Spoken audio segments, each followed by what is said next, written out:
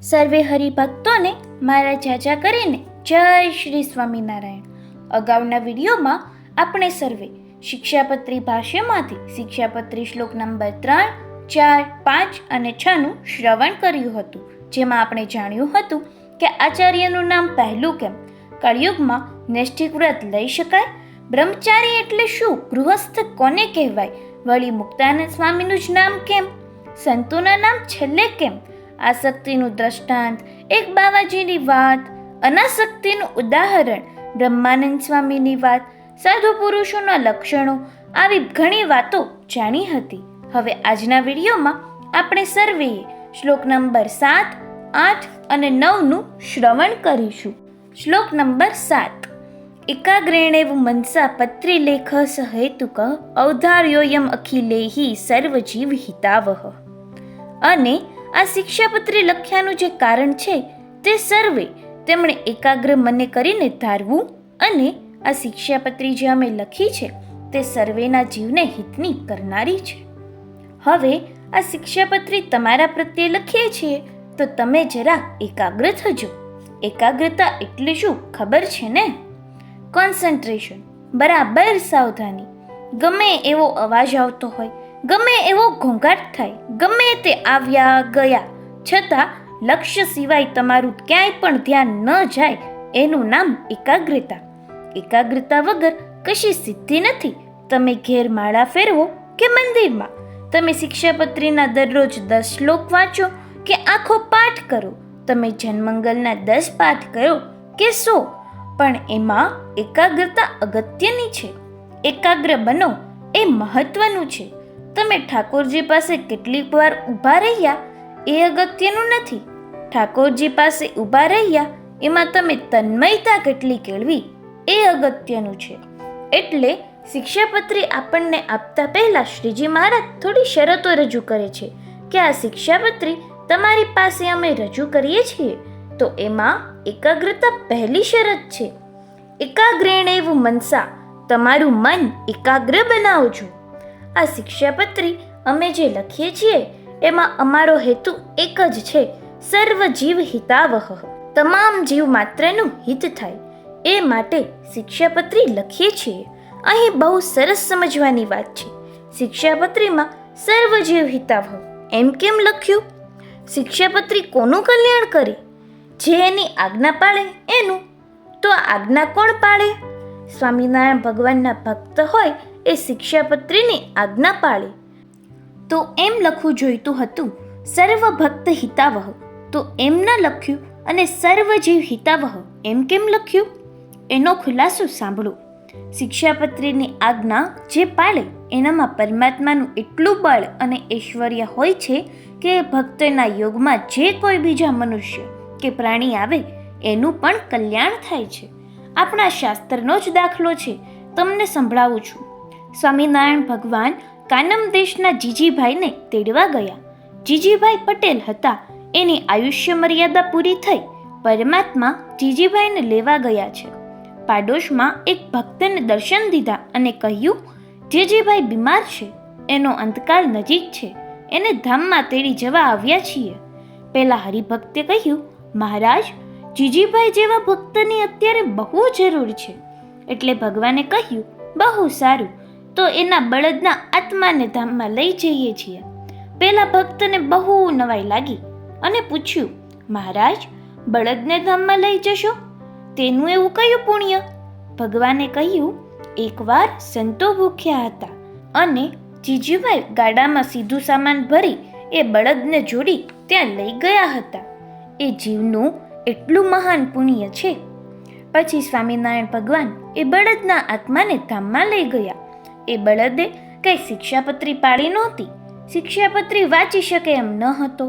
એને તો પશુનો દેહ હતો, પરંતુ એક સત્સંગીના આંગણામાં એ બંધાયો હતો, તો સત્સંગ સેવામાં એનો ઉપયોગ થયો. સંત સેવાથી એ જીવનું કલ્યાણ થયું. જગતમાં ઘણાને ઘેર ગાય, ભેંસ, બળદ હોય અને કોઈ ભગવાનના ભક્તને ઘેર હોય, એમાં બહુ તફાવત છે. ભક્તને ઘેર કોઈ ગાય, ભેંસ, બળદ હશે તો એ કોઈ દિવસ ભગવાનને અર્થે, સંતને અર્થે સેવામાં કામ લાગવાના છે. અને એનું કલ્યાણ થવાનું છે. બીજું, ભગવાનના ભક્ત જમ્યા હોય એ જગ્યાએ કીડી આવીને ક્યાંય ભાતનો દાણો ખાશે તો એનું પણ કલ્યાણ થશે. સ્વામિનારાયણ ભગવાન કહેતા કે અમારા ભક્તના ગોળાનું પાણી કોઈ પીશે એનું પણ કલ્યાણ કરીશું. પણ એ ભક્ત કેવો હોવો જોઈએ? પેલા આશીર્વાદ જેમ તેમ આડેધડ આપે એવો નહીં. એ ભક્ત કેવો હોવો જોઈએ કે જે શિક્ષાપત્રીનું યથાર્થ પાલન કરતો હોય. તો એવા ભક્તના સંબંધે કરીને બીજા જીવોનું પણ કલ્યાણ થાય છે.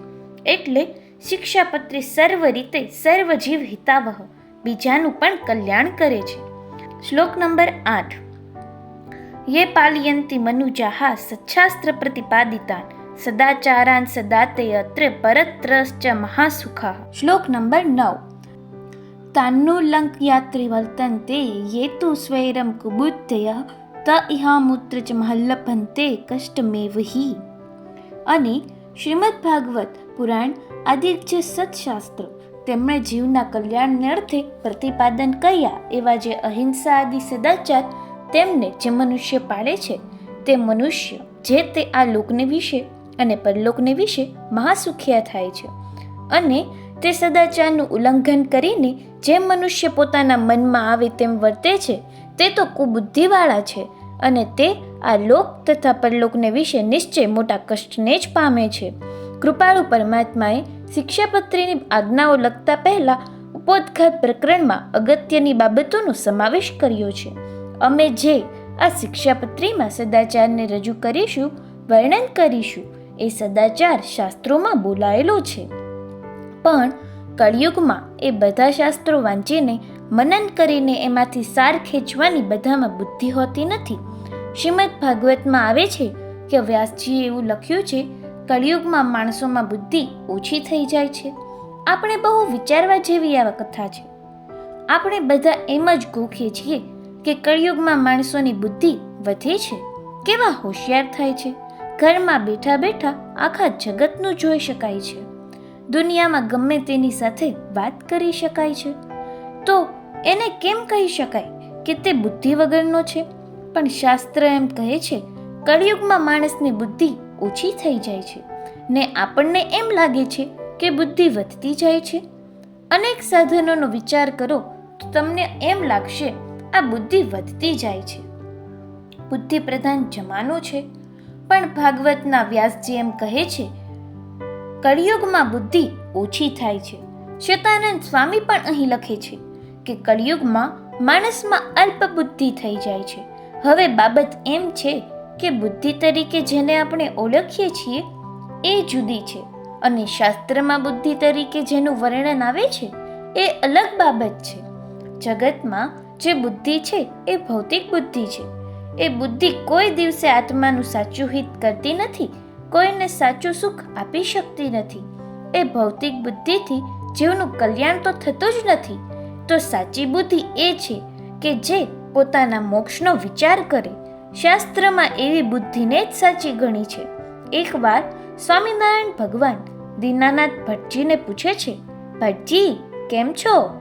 ભટ્ટજી કહે, મહારાજ કૃપા છે આપની, તમને ભાગવતના કેટલા શ્લોક મોટે છે? તો કહે, મહારાજ 18,000.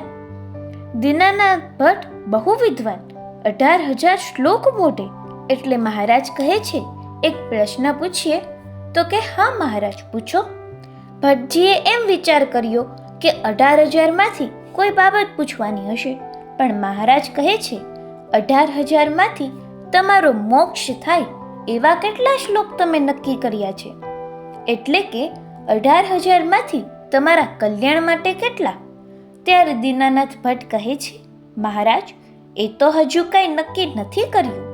તો અત્યારના માણસો ગમે એટલી બુદ્ધિ દોડાવે પણ મોક્ષ માટે કેટલું એ કોઈએ નક્કી નથી કર્યું. ઓચિંતો કાળ આવીને જે ઊભો રહે ત્યારે કોણ બચાવશે? તો જે પોતાના જીવનું કલ્યાણ કરે એવો વિચાર કરી રાખે, ઉપાયો વિચારી રાખે, એનું નામ બુદ્ધિવાળું. કળિયુગમાં એક તો આયુષ્ય ઓછું.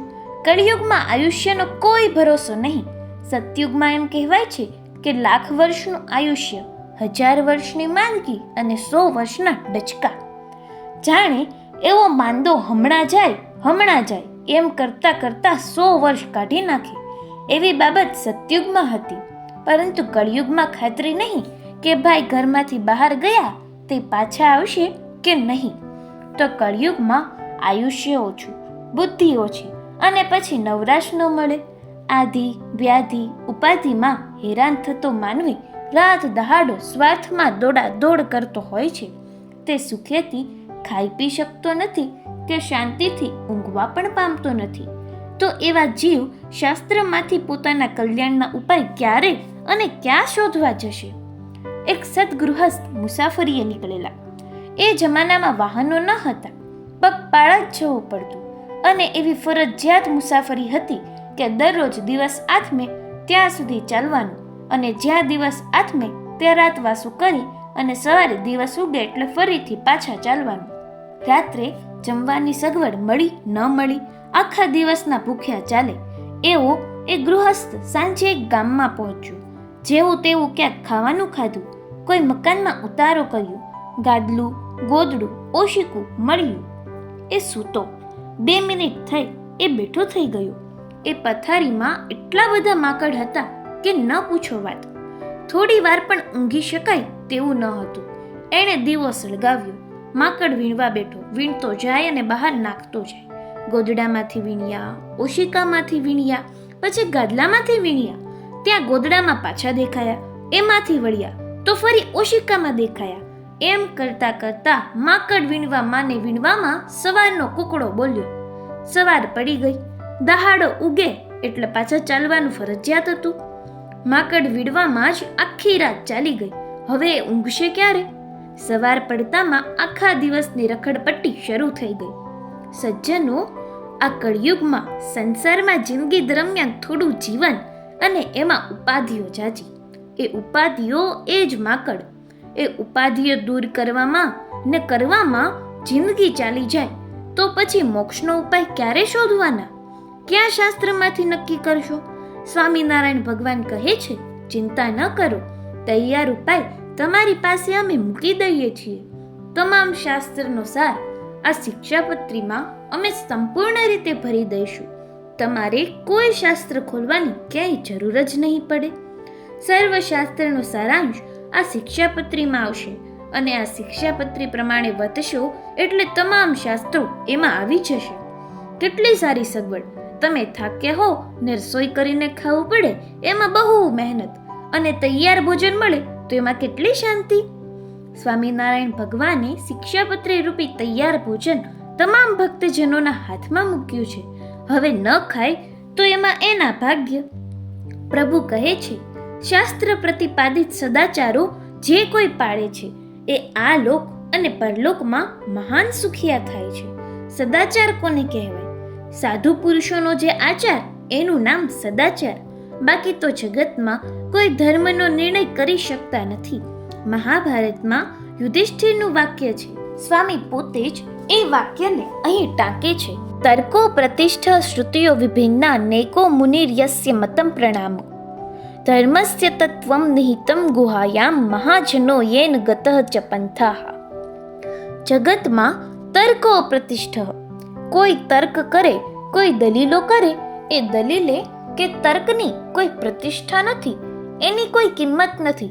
તમે જાણતા હશો કે આજે દલીલોથી તો સત્યને પણ અસત્યમાં ખપાવી શકાય છે અને તર્કના બળે જ અસત્યને સત્ય તરીકેનો હાર પહેરાવી દેવાય છે. તર્ક અને દલીલોના બળ ઉપર કોર્ટ કચેરીમાં હાર જીત થાય છે. એમાં સત્ય અસત્ય જોવાય નહીં. જેની દલીલો જોરદાર તે કામ કરી જાય. એમાં સત્ય અસત્યનો નિર્ણય થતો જ નથી.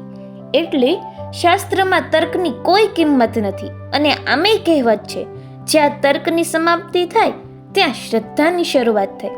કેટલી સરસ આ વ્યાખ્યા છે ને! જ્યાં તર્કની સમાપ્તિ થાય ત્યાંથી શ્રદ્ધાની શરૂઆત થાય. જ્યાં સુધી તમારા મનમાં મગજમાં તર્કો આવ્યા કરે ત્યાં સુધી શ્રદ્ધા હજુ આવી નથી. તો તર્કની કોઈ પ્રતિષ્ઠા નથી. શ્રુતિઓનો કોઈ પાર નથી. શ્રુતિઓ અનેક પ્રકારની વાતોનું પ્રતિપાદન કરે છે. કોઈ આમ કહે છે, કોઈ તેમ કહે છે. જેમ કે એક શ્રુતિમાં એમ લખ્યું છે કે સૂર્યોદય પહેલા જ સંધ્યા કરવી, તો બીજી શ્રુતિ એમ કહે છે કે સૂર્યોદય પછી જ સંધ્યા કરવી. તો કઈ સાચી? એવો કોઈ મહર્ષિ નથી કે જેનો મત સર્વને પ્રમાણ હોય. અનેક મહાત્માઓ, પરાશર, સૌભરી જેવા ઋષિઓએ અલગ અલગ લખ્યું છે. તો ધર્મનો સાચો સિદ્ધાંત ક્યાં છે? ગુફામાં. મહાભારતમાં એમ કહે છે કે ધર્મસ્ય તત્વમ નિહિતમ ગુહાયામ. ધર્મનું તત્વ તો એક ગુફામાં છે, જે કોઈ પકડી શકતો નથી. કઈ ગુફા? એ કોઈ પહાડની ગુફા નહીં, પથ્થરની ગુફા નહીં. ધર્મસ્ય તત્વમ નિહિતમ ગુહાયામ, સાધુ પુરુષોના હૃદયરૂપી ગુફા. સાધુ પુરુષોના હૃદયમાં ધર્મનું તત્વ વસે છે. તો એ સાધુ પુરુષ જે આજ્ઞા કરે એ પ્રમાણે વર્તવું, એનું નામ સદાચાર. તમને કોઈ પણ ધર્મ બાબતમાં જ્યારે મૂંઝવણ થાય, શાસ્ત્રમાંથી એનો કોઈ ઉકેલ હાથમાં ન આવે, ત્યારે કોઈ સંત પુરુષ આજ્ઞા કરે, બસ એ એનો ઉકેલ. ધર્મસ્ય તત્વમ નિહિતમ ગુહાયામ.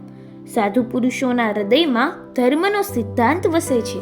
એ જે કાંઈ કહે એ પ્રમાણે વર્તવું, એનું નામ સદાચાર, સતામ આચાર. સાધુ પુરુષોનો આચાર, એનું નામ સદાચાર છે. એ સાધુ પુરુષ કેવા હોય?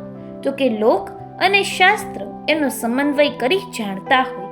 એકલા શાસ્ત્ર પ્રમાણે તો સહી, પણ સાથે સાથે જગત અને સમાજનો પ્રવાહ કઈ બાજુ વહી રહ્યો છે એને જોઈ જાણીને લોક અને શાસ્ત્રનો સમન્વય કરીને જે નિર્ણય આપે, એનું નામ સદાચાર કહેવાય છે. આવા સદાચારોનું જે પાલન કરે તે સદાય સુખી થાય છે. આ લોક અને પરલોકમાં એ સુખી જ થાય છે. પરમાત્મા આ શિક્ષાપત્રીની શરૂઆતમાં આશીર્વાદ અને ચેતવણી બંને આપે છે. એ જે સદાચારો એનું જે ઉલ્લંઘન કરે છે એ કુબુદ્ધિવાળા છે. સુબુદ્ધિવાળો કોણ? તો કે સદાચારનું પાલન કરે તે. અને કુબુદ્ધિવાળો કોણ? તો કે શાસ્ત્ર મર્યાદાઓ, સદાચારનું ઉલ્લંઘન કરીને વર્તે તે. એકવાર સ્વામિનારાયણ ભગવાને કહ્યું હતું કે વડોદરાનો દીવાન કુબુદ્ધિવાળો છે, મૂર્ખ છે, અને નાથ ભગત એ બુદ્ધિશાળી છે. હવે એ નાથ ભક્ત એવા હતા કે 1, 2, 3 એમ ગણવા માંડે તો 20 સુધી પણ પહોંચી ન શકે, છતાં એને બુદ્ધિશાળી ગણ્યા. અને પેલો આખું ગાયકવાડનું રાજ્યતંત્ર સંભાળતો હતો એને મૂર્ખ કહ્યો. એનું કારણ એટલું જ કે વડોદરાનો દીવાન સદાચારી નહોતો, ભક્ત નહોતો.